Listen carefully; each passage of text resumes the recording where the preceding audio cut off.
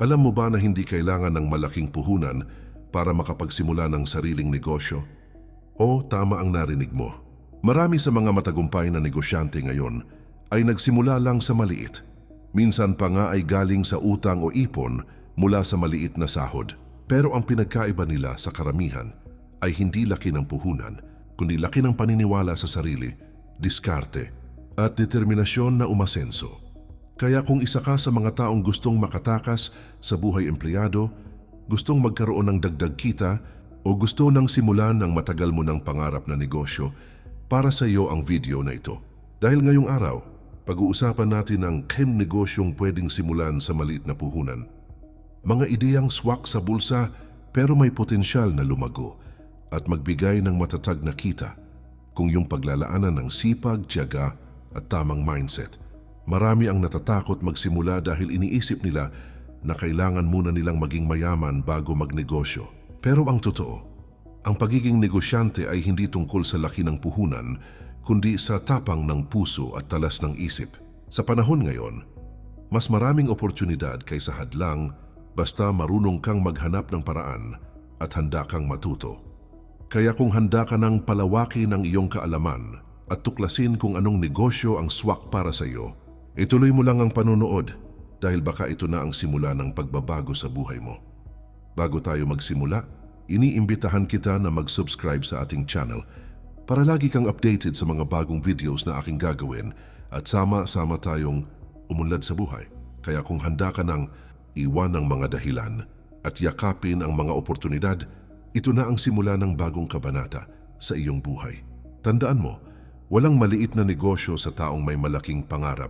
Ang mahalaga ay marunong kang magsimula, marunong kang magtiwala sa proseso at handa kang magtrabaho ng may puso at diskarte. Ngayong alam mo na hindi hadlang ang maliit na puhunan para sa malaking tagumpay, tara na at pag-usapan natin ang 10 negosyong kayang-kaya mong simulan kahit limitado ang iyong budget. Ito ang mga negosyong subok na ng maraming Pilipino, mga ideyang pwedeng mong gawin mula sa bahay, online o kahit sa maliit na espasyo. Kaya makinig kang mabuti. Baka isa sa mga ito ang tunay na babago sa takbo ng buhay mo. Negosyo number 1, online selling. Sa panahon ngayon, hindi mo na kailangang maghintay ng malaking puhunan o mamahaling pwesto para makapagsimula ng negosyo. Sapat na ang cellphone mo, counting internet connection, at matinding diskarte para makahanap ng paraan kumita. Ito ang tinatawag na online selling, isa sa mga pinaka-popular at pinakamadaling pasukin na negosyo para sa mga Pilipino ngayon. Ang kagandahan sa ganitong negosyo ay hindi mo kailangang magbayad ng renta o magpagawa ng pisikal na tindahan. Pwede mong simulan ito kahit nasa bahay ka lang, kahit may trabaho ka pa, o kahit estudyante ka pa lang. Ang kailangan mo lang ay tiyaga, sipag, at kakayahang makipag-usap sa mga tao. Marami na ngayon ang umasenso dahil dito. May mga nagsimula lang sa pagbebenta ng lumang gamit, homemade snacks o simpleng produkto mula sa palengke, pero dahil sa tiyaga at tamang paggamit ng social media websites, nakabuo sila ng matatag na online business. May mga nanay na nakakatulong sa pamilya sa pamamagitan ng pagbebenta online at may mga kabataan na ginamit ang oras nila sa paggawa ng sarili nilang brand. Ang sekreto nila ay simple lang, hindi sila natakot sumubok. Kung gusto mong magsimula, maaari kang magbenta ng kahit anong legal na produkto, tulad ng pagkain, damit, accessories, kape, o mga digital products gaya ng e-books at design templates. Kung wala ka pang sariling stock, pwede kang magsimula bilang reseller o dropshipper. Ibig sabihin, magpo-post ka muna ng produkto sa iyong mga social media websites at kapag may umorder, saka mo lang kukunin sa supplier o ipapadala sa customer. Hindi mo kailangang gumastos ng malaki sa simula. Kadalasan, sapat na ang puhunan na nasa pagitan ng 500 hanggang 2,000 pesos para makapagsimula. Pwede mo itong gamitin sa unang batch ng paninda, simpleng packaging, o pang-load para makausap ang mga mamimili. Ngunit tandaan, ang tunay na puhunan dito ay hindi lang pera, kundi ang oras, tiyaga at consistency mo. Para maging matagumpay sa online selling, kailangan mong maunawaan ang mga social media websites na ginagamit mo. Alamin mo kung sino ang madalas mong kausap, anong oras sila aktibo, at kung anong klase ng post ang mabilis makakuha ng pansin. Gumamit ng malinaw na litrato ng iyong produkto. Lagyan ng maayos na caption na may presyo at impormasyon at siguraduhing maayos ang pakikitungo mo sa bawat customer. Sa negosyo na ito, hindi lang produkto ang binibili ng mga tao kundi tiwala. Kung marunong kang makipag-usap, ng may respeto, mag-deliver ng maayos, at magbigay ng magandang serbisyo, siguradong babalik ang mga customer mo. Ang magandang reputasyon ay mas mahalaga pa kaysa sa mabilisang benta dahil ang tiwala ay nagbubunga ng paulit-ulit na kita. At tandaan mo rin, ang sikreto ng tagumpay sa online selling ay consistency. Kahit wala pang bumibili, mag-post ka pa rin. Kahit may mga araw na tahimik ang benta, huwag kang titigil. Ang mga taong nagtagumpay dito ay hindi nagsimula bilang eksperto. Nagsimula lang sila araw-araw hanggang sa makilala at magtiwala sa kanila ang mga tao. Kaya kung gusto mong magkaroon ng dagdag kita o makapagsimula ng sariling negosyo, huwag mong hintayin ang perpektong panahon. Ang tamang panahon ay ngayon. Ang cellphone na hawak mo ay hindi lang para sa libangan, kundi maaari rin maging unang hakbang sa iyong tagumpay. Gamitin mo ito ng matalino, gumawa ng page, mag-post ng produkto, kausapin ng mga tao, at unti-unting buuin ang pangalan mo online. Hindi mo kailangang maging perpekto agad. Ang mahalaga ay magsimula dahil minsan, ang maliit na post na gagawin mo ngayon, iyon pala ang simula ng malaking pagbabago sa buhay mo. Walang negosyo ang madaling simulan, pero lahat ng negosyo ay posible kung may diskarte, tiwala sa sarili at puso sa ginagawa. Kaya simulan mo na ang iyong online selling ngayon. Ang puhunan mo ay hindi lang pera, kundi ang determinasyon mong magtagumpay. Negosyo number 2, food business. Isa sa mga siguradong patok na negosyo sa kahit anong panahon ay ang pagkain. Kasi sa totoo lang, kahit anong mangyari, kakain at kakain pa rin ang mga tao. Kaya kung marunong kang magluto, may talento sa paglasa, o may ideya ng masarap at abot kayang pagkain, pwedeng-pwede mong gawing negosyo ito. Ang maganda sa food business ay hindi mo kailangan agad ng malaking restaurant or food stall. Pwede kang magsimula sa bahay mo lang.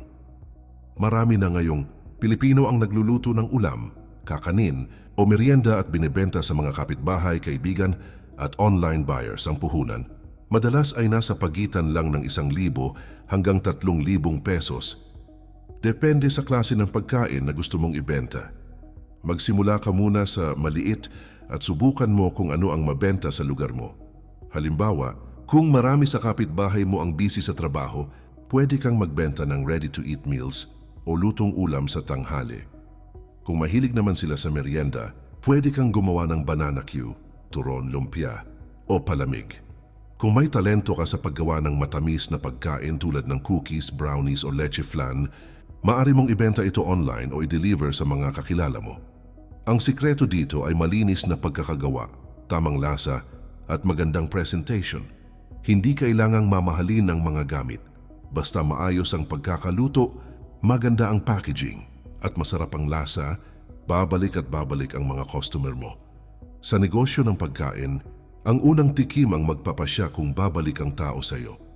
Bukod sa pagkain mismo, maaari ka ring pumasok sa mga negosyo tulad ng pag-aalok ng homemade condiments, sauces o mga instant food mixes.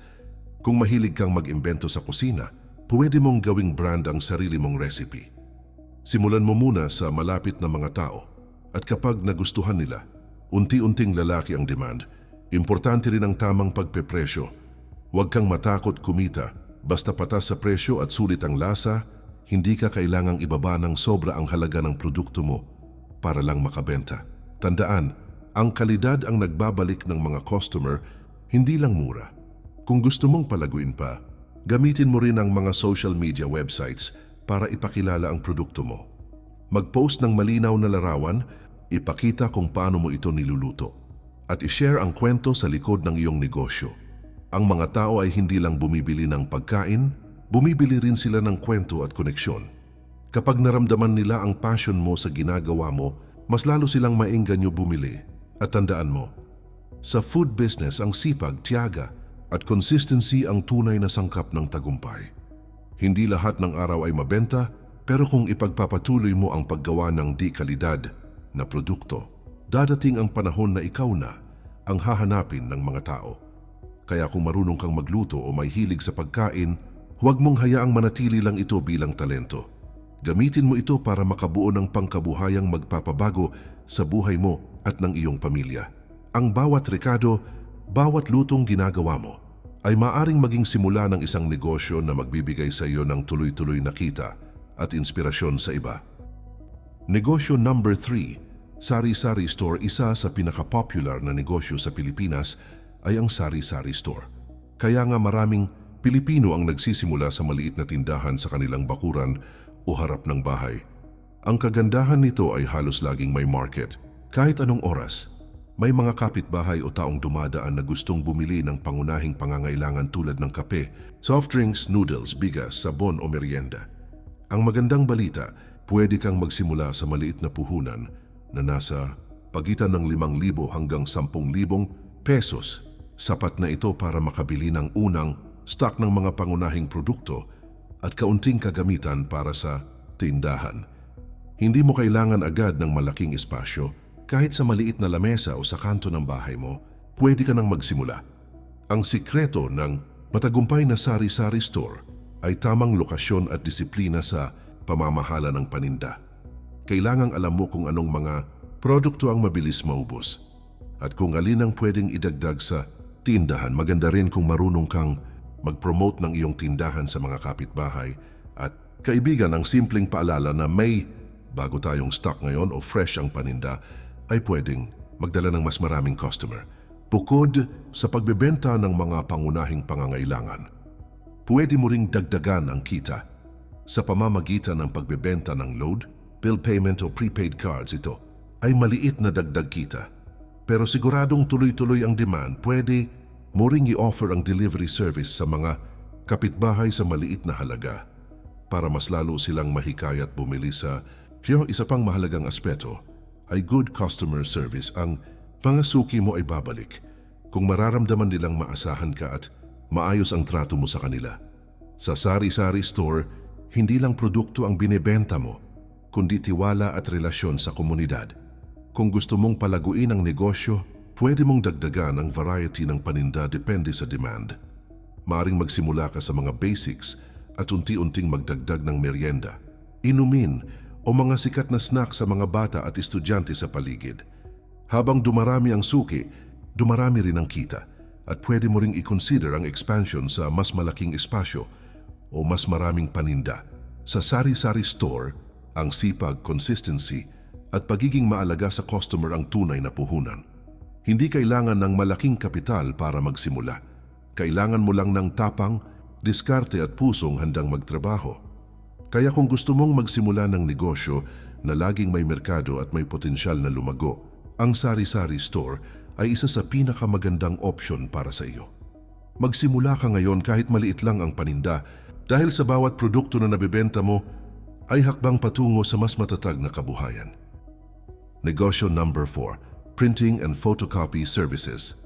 Isa sa mga negosyo na patok sa mga estudyante, empleyado at maliliit na opisina ay ang printing at photocopy services. Sa panahon ngayon, halos lahat ng dokumento ay kailangang i-print o i-copy. Kung ikaw ay nasa lugar na maraming estudyante, malapit sa paaralan o may access sa community na nangangailangan ng ganitong serbisyo, pwede itong maging isang magandang pagkakakitaan na hindi mo kailangang ilagay sa malaking puhunan. Ang kagandahan ng negosyong ito ay hindi mo kailangan agad ng malaking tindahan o mamahaling kagamitan. Pwede kang magsimula sa isang simpleng printer, photocopier, at kaunting papel at ink. Sa simula, ang puhunan ay karaniwang nasa pagitan ng 5,000 hanggang 10,000 pesos, depende sa kalidad ng kagamitan at dami ng serbisyong gusto mong ibigay. Hindi mo kailangan ng malaking espasyo. Kahit sa maliit na mesa sa bahay o sa isang sulok ng bakuran, pwede ka nang mag-operate. Bukod sa basic na photocopy at printing, pwede mong dagdagan ng kita sa pamamagitan ng mga serbisyong tulad ng laminating, binding, paggawa ng ID, certificates, forms, at school projects. Ang mga ito ay maliit na dagdag na kita, pero mataas ang demand, lalo na sa mga lugar na maraming estudyante at opisina. Kung nais mo pang palawakin ang serbisyo, pwede kang mag-offer ng delivery para sa mga kapitbahay, kaibigan, o maliliit na kumpanya. Sa ganitong paraan, mas marami ang maaabot mo at mas tataas ang kita mo. Ang sikreto sa negosyo na ito ay quality, reliability at speed. Kapag maayos ang kalidad ng print, mabilis ang serbisyo at maaasahan ka ng customer, pabalik sila at ire-recommend ka pa sa iba kasi sa negosyo, hindi lang produkto o serbisyo ang binibili ng tao kundi tiwala sa iyo bilang negosyante. Kapag napansin ng mga tao na consistent ang serbisyo mo, hindi lang isang beses silang bibili. Magkakaroon ka ng regular na customer na pwedeng maging pundasyon ng negosyo mo sa hinaharap. Kung gusto mong palaguin ang negosyo, pwede mong idagdag ang digital services tulad ng scanning, photo editing o document formatting. Maraming estudyante at maliit na opisina ang willing magbayad para sa ganitong tulong, kaya ito ay magandang dagdag na kita. Halimbawa, pwede kang tumulong gumawa ng mga school reports, presentation slides, o resumes pwede mo ring mag-offer ng subscription sa mga opisina kung saan regular silang magpapakopya at magpiprint sa iyo, at sa ganitong paraan, mas stable ang kita mo. Mahalaga rin ang tamang pamamahala ng oras at materyales. Alamin mo kung anong oras pinaka-busy ang mga estudyante at empleyado para ma-prioritize mo ang trabaho. Siguraduhing may sapat na stock ng papel at ink para hindi mawala ng serbisyo sa mga customer. Ang simpleng disiplina sa inventory at oras ay malaking tulong sa paglago ng negosyo. Bukod sa practical tips, isa rin sa pinakamahalagang aspeto ng negosyong ito ay maayos na pakikitungo sa customer. Ang mga suki mo ay babalik kung naramdaman nila ang malasakit at respeto mula sa iyo. Kaya sa bawat kliyente, ipakita ang pagiging professional at friendly. Ang magandang reputasyon ay magdadala sa iyo ng mas maraming suki at referral o hitsupay mahalaga kaysa sa mabilisang kita. And tandaan, sa printing at photocopy services, ang sipag, tiyaga at consistency ang tunay na puhunan. Hindi lahat ng araw ay maganda ang benta, pero kung tuloy-tuloy mong ibibigay ang mahusay na serbisyo, dumarating din ang panahon na kilala ka sa komunidad bilang maaasahan at magaling sa ginagawa mo. Kaya kung naghahanap ka ng negosyo na may laging demand, pwedeng simulan sa maliit at pwedeng lumago habang natututo ka. Ang printing at photocopy services ay isa sa pinakamagandang option. Magsimula ka ngayon kahit maliit pa ang scale. Sa bawat dokumento na iyong pinipresenta, bawat photocopy na ginagawa mo, at bawat kliyente na naaalagaan mo ay hakbang patungo sa mas matatag na kabuhayan at mas maayos na kinabukasan para sa iyo at sa pamilya mo. Hindi mo kailangang maging eksperto sa simula. Kailangan mo lang ng pusong handang matuto, tapang na magsimula, at diskarte sa pagpapatakbo ng negosyo. At sa bawat araw na magtatrabaho ka ng may dedikasyon, makikita mo ang unti-unting paglago ng negosyo mo at mararamdaman mo ang kasiyahan ng sariling tagumpay. Negosyo number 5, laundry services. Isa sa mga negosyo na palaging may demand at pwedeng simulan sa maliit na puhunan ay ang laundry services. Sa maraming lugar, lalo na sa mga barangay na malapit sa dormitories, apartment o masikip na komunidad, maraming tao ang naghahanap ng affordable at maaasahang laundry service. Kaya kung may access ka sa tubig, washing machine at kaunting detergent, pwede mo nang simulan ito. Ang magandang balita, hindi mo kailangang gumastos ng malaki sa simula. Pwede kang magsimula sa isang washing machine at kaunting pamumuhunan sa detergent, softener, at plastic bags para sa packaging. Karaniwang puhunan para sa simula ay nasa pagitan ng 3,000 hanggang 10,000 pesos depende sa kagamitan at laki ng operasyon. Hindi mo kailangan ng malaking space. Kahit sa bakuran o maliit na sulok sa bahay pwede ka nang mag-operate. Bukod sa basic laundry service, pwede mong dagdagan ng kita sa pamamagitan ng ironing, folding, at stain removal services. Maraming tao ang handang magbayad ng dagdag para sa maayos at mabilis na serbisyo. Pwede ka ring mag-offer ng pick-up at delivery service, lalo na sa mga kapitbahay at community na malaki ang pangangailangan. Sa ganitong paraan, mas madali mong maaabot ang mas maraming customer at mas tataas ang kita mo. Ang sikreto ng matagumpay na laundry business ay quality, reliability, at consistency. Kapag malinis, mayos at kalamasan ang serbisyo mo, babalik ang customer mo, at ire-recommend ka pa sa iba. Ang tiwala ng customer ay mas mahalaga kaysa sa mabilisang benta. Kapag naramdaman ng mga tao na maasahan ka at nagbibigay ka ng magandang serbisyo, automatic na lalago ang negosyo mo. Kung gusto mong palaguin ang laundry service mo, pwede mong dagdagan ang serbisyo sa pamamagitan ng specialized cleaning tulad ng bed sheets, curtains, o school uniforms. Pwede mo ring mag-offer ng monthly subscription sa regular na customer para mas stable ang kita. Ang bawat dagdag na serbisyo ay maaring magdala ng mas malaking profit at mas maraming customer sa iyong negosyo. Bukod sa kagamitan at serbisyo, mahalaga rin ang pamamahala sa oras at customer handling. Alamin mo kung anong oras pinakamadaming magpapadala ng damit at ischedule mo ng maayos ang washing, drying at ironing. Siguraduhing may tamang record ng bawat customer para walang malito sa order at maipadala mo ang damit sa tamang oras. Ang simpleng organisasyon at disiplina ay malaking tulong sa paglago ng negosyo. Sa negosyo ng laundry, ang sipag, tiyaga at maayos na pakikitungo sa customer ay tunay na puhunan. Hindi lahat ng araw ay pareho ang benta, pero sa pamamagitan ng consistent at di kalidad na serbisyo, dumarating ang panahon na kilala ka bilang maaasahan sa community. Kaya kung gusto mong magsimula ng negosyo na palaging may market at pwedeng simulan sa maliit na puhunan, ang laundry service ay isa sa pinakamahusay na opsyon. Magsimula ka ngayon kahit maliit ang operasyon dahil sa bawat damit na malinis mong maibigay, sa bawat customer na naaalagaan mo, ay hakbang patungo sa mas matatag na kabuhayan. Hindi mo kailangan maging eksperto sa simula. Kailangan mo lang ng pusong handang matuto, tapang na magsimula at diskarte sa pagpapatakbo ng negosyo. At sa bawat araw na magbibigay ka ng dedikasyon sa iyong laundry service, mararamdaman mo ang unti-unting paglago at kasiyahan ng sariling tagumpay. Negosyo number 6, tutorial or online teaching services. Sa panahon ngayon, marami na ang naghahanap ng paraan para matuto kahit hindi pumapasok sa eskwela o klase. Kaya kung ikaw ay may talento sa isang asignatura, subject o skill tulad ng math, English, science, music o kahit art at computer skills, pwede mo itong gawing negosyo sa pamamagitan ng tutorial o online teaching services. Ang kagandahan ng negosyo na ito ay hindi mo kailangan ng malaking puhunan. Kadalasan, sapat na ang computer, tablet o kahit cellphone, pati na rin ang internet connection. Ang puhunan para sa simula ay karaniwang nasa pagitan ng 500 hanggang 2,000 pesos depende sa platform na gagamitin mo at kagamitan na kailangan mo.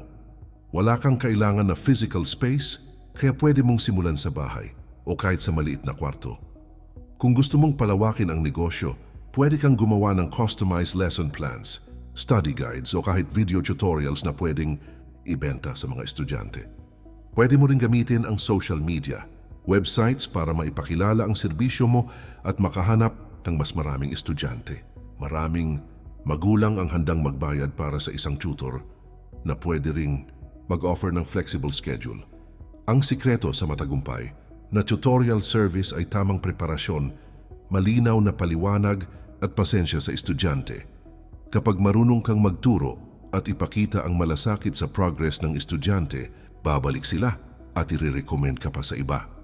Sa ganitong paraan, unti-unting lalago ang network mo at mas magiging stable ang kita mo. Bukod sa pagtuturo sa estudyante, pwede mo ring i-offer ang serbisyo sa adult learners o mga gustong matuto ng bagong skill. Halimbawa, pwede kang magturo ng basic computer skills, social media management, o simpleng cooking class online.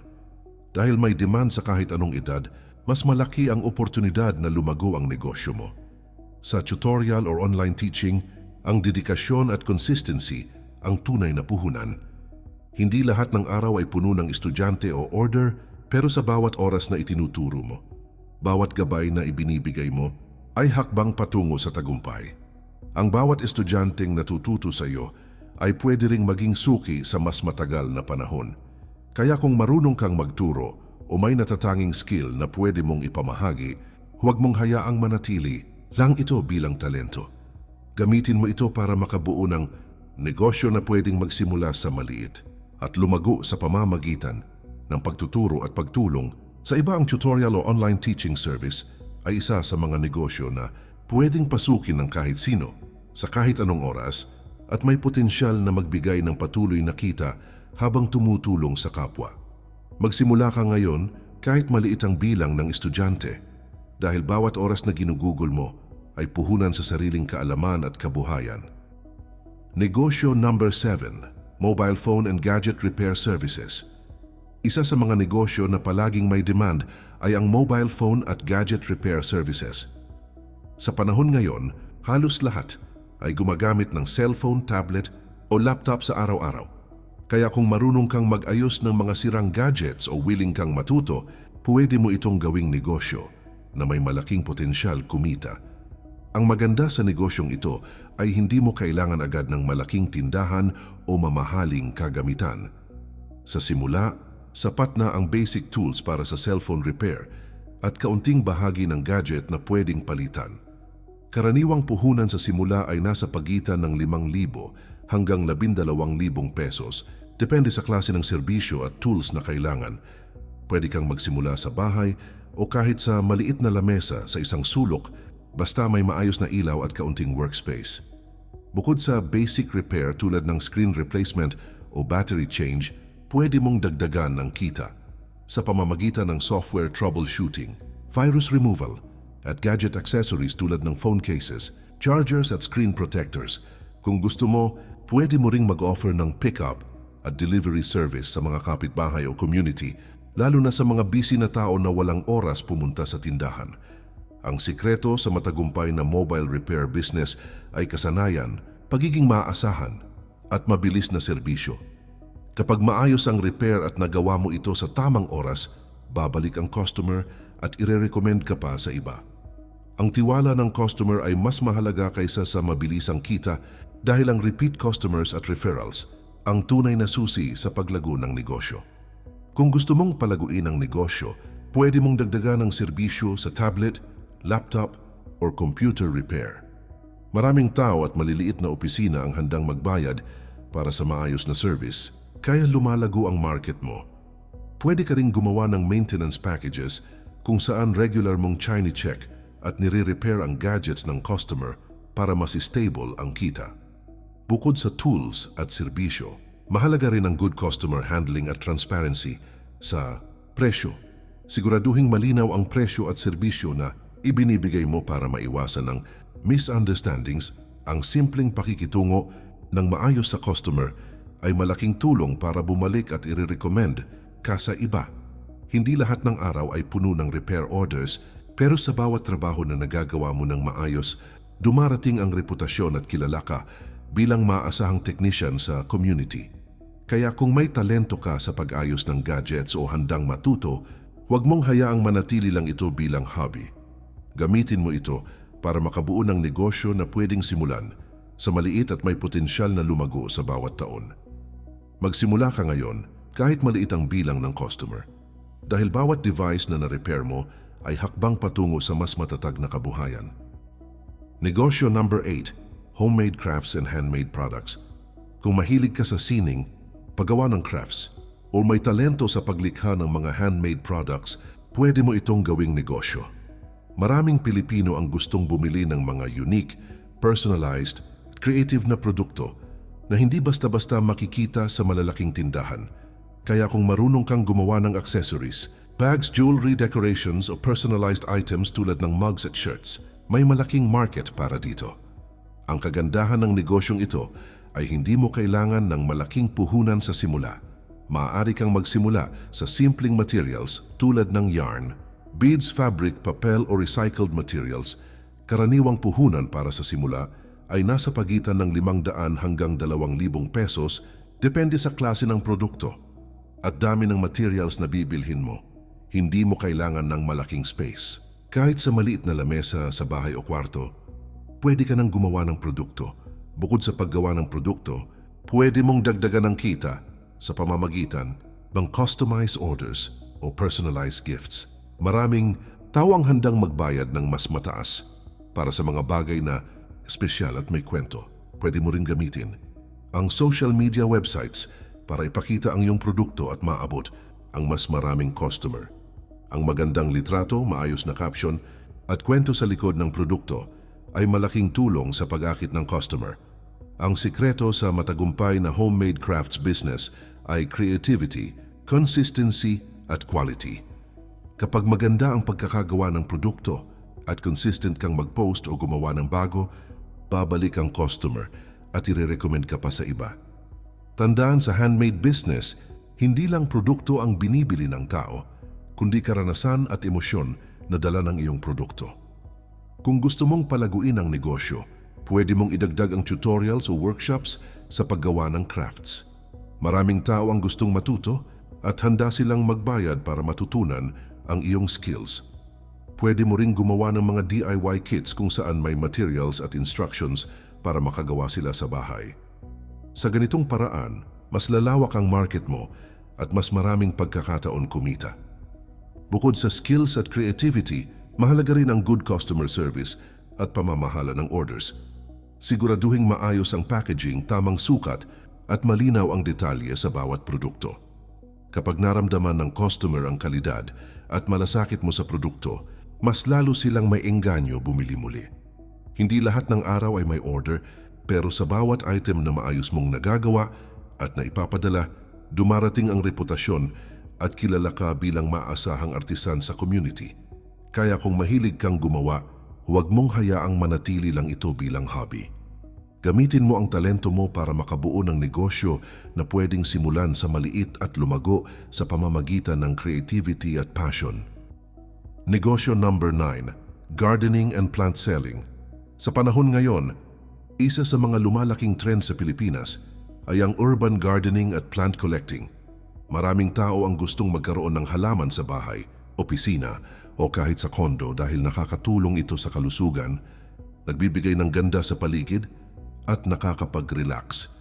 Kung may talento ka sa pagtatanim o mahilig ka sa halaman, pwede mo itong gawing negosyo.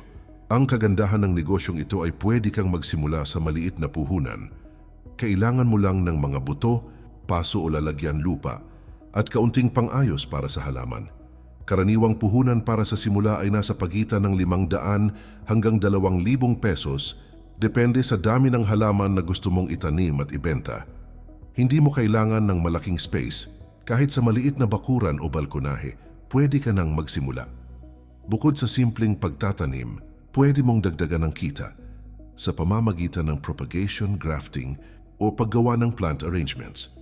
Maraming tao ang handang magbayad ng mas mataas para sa rare o magandang halaman, pati na rin sa mga ready-to-display plant arrangements at gift plants. Pwede mo rin gamitin ang social media websites para ipakita ang mga larawan ng halaman at maabot ang mas maraming potential buyers. Ang sikreto sa matagumpay na plant selling business ay kasanayan, creativity at consistent care sa halaman. Kapag maayos ang halaman, maganda ang presentation, at maasahan ang delivery, babalik ang customer at i-recommend ka pa sa iba. Tandaan sa ganitong negosyo, hindi lang produkto ang binibili ng tao, kundi ang saya at halaga na hatid ng halaman sa kanilang paligid.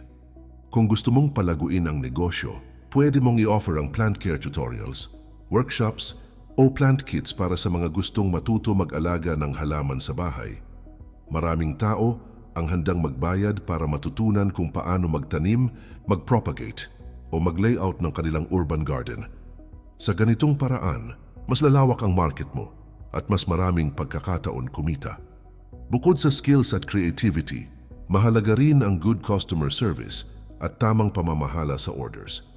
Siguraduhing maayos ang packaging ng halaman, protektado ang ugat at malinaw ang impormasyon para sa tamang pag-aalaga. Kapag naramdaman ng customer ang kalidad at malasakit mo sa halaman, mas lalo silang maiengganyo bumili muli.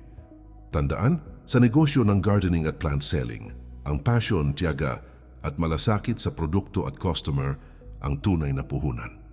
Hindi lahat ng araw ay may order, pero sa bawat halaman na maayos mong naipapadala, dumarating ang reputasyon at kilala ka bilang maasahang plant seller.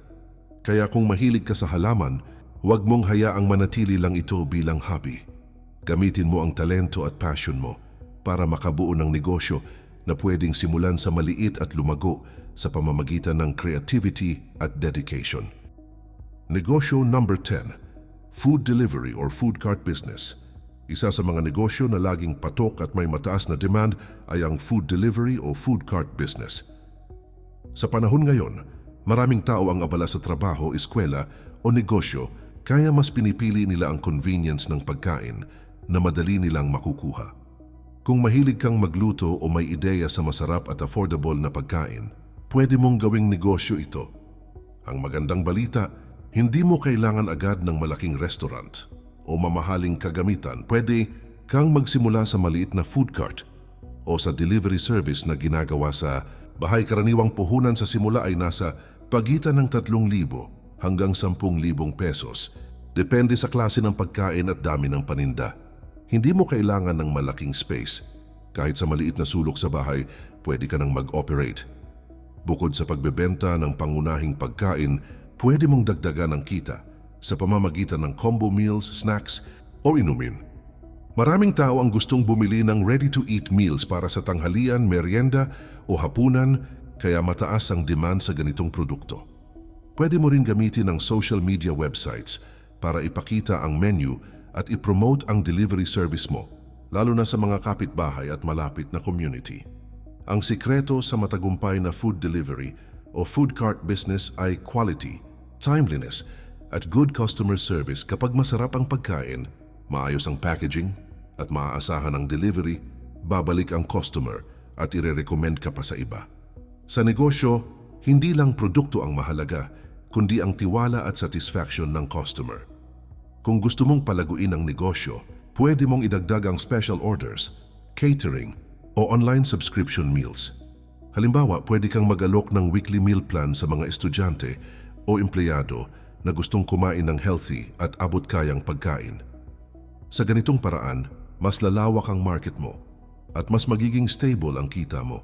Bukod sa pagkain, mahalaga rin ang maayos na pamamahala ng orders at delivery system.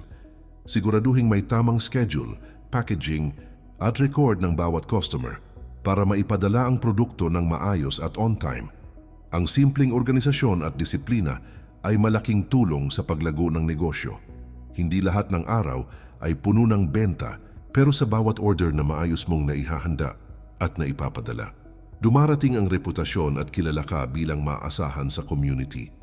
Kaya kung mahilig kang magluto o may ideya sa masarap na pagkain, huwag mong hayaang manatili lang ito bilang hobby. Alam mo ba na sa bawat araw na lumilipas, may pagkakataon kang simulan ang pagbabago sa buhay mo? Oo, tama ang narinig mo. Minsan maliit lang ang unang hakbang, pero kung gagawin mo ito ng may tapang at determinasyon, unti-unti itong lalaki at magiging daan patungo sa kinabukasan na gusto mo. Ngayong natapos na natin ang listahan ng 10 negosyo na pwede mong simulan kahit sa maliit na puhunan, sana ramdam mo ang inspirasyon at ang panibagong lakas para kumilos. Hindi mo kailangan ng milyon o malaking kapital para magsimula. Ang kailangan mo lang ay puhunang puso, sipag, tiyaga at tamang diskarte. Bawat negosyo na tinalakay natin ay may potensyal na magbukas ng pinto sa mas maraming oportunidad. Mula sa online selling hanggang food cart, sari-sari store, tutorial services, gadget repair at gardening, bawat isa ay pwede mong simulan sa bahay at paunti-unting palaguin hanggang sa marating mo ang inaasam mong tagumpay. Huwag mong kalimutan na sa bawat hakbang na gagawin mo, mahalaga ang consistency at dedication. Minsan, mahirap sa simula, pero sa bawat araw na magsusumikap ka, mas lalapit ka sa pangarap mo. Ang tunay na puhunan sa negosyo ay hindi lang pera. Ito ay ang oras na inilaan mo, ang sipag at tiyaga mo, at ang tiwala sa sarili mo na kaya mong magtagumpay. Tandaan mo rin, walang masyadong maliit na negosyo. Lahat ng malalaking kumpanya ngayon ay nagsimula sa maliit. Ang mahalaga ay magsimula ka. Kaya kahit may maliit na puhunan ka lang, huwag mong sayangin ang pagkakataon. Sa bawat maliit na hakbang, nagtatayo ka ng pundasyon para sa mas matatag at matagumpay na kinabukasan. Muli, iniimbitahan kita na mag-subscribe sa ating channel para lagi kang updated sa mga bagong videos na aking gagawin at sama-sama tayong umunlad sa buhay. Kaya simulan mo ngayon, huwag mo nang ipagpabukas. Tingnan mo ang maliit mong puhunan at gawing simula ng malaking pagbabago sa buhay mo. Bawat negosyo na tinalakay natin ay pwede mong simulan sa maliit Pero tandaan mo, sa tamang diskarte, dedikasyon at sipag, magiging daan ito patungo sa buhay na puno ng oportunidad, kasaganaan at personal na tagumpay. Ito ang iyong panahon. Simulan mo na ang hakbang para sa sariling negosyo. Gamitin mo ang lahat ng natutunan mo sa video na ito. At sama-sama nating abutin ang pangarap natin sa buhay.